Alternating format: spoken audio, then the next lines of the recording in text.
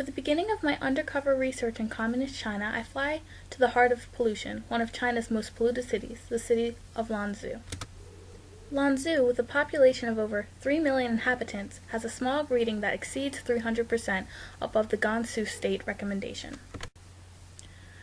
This formula is common for most Chinese cities, a notable city being Harbin, population 11 million people, where recently, at roads, schools, and airports, the air pollution has hit 40 times the safe limits set by the World Health Organization and ultimately had to be shut down.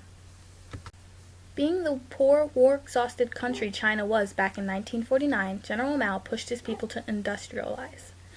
In fear of foreign domination and being exploited again, the people of China had no other option but to produce and depend on coal as its main source of energy.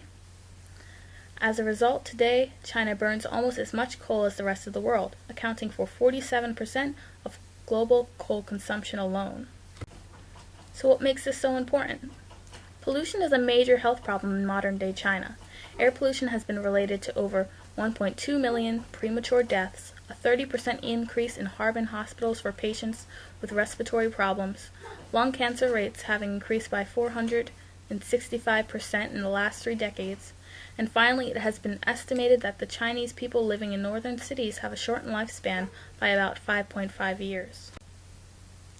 I end my undercover communist China investigation with a few new conclusions in mind.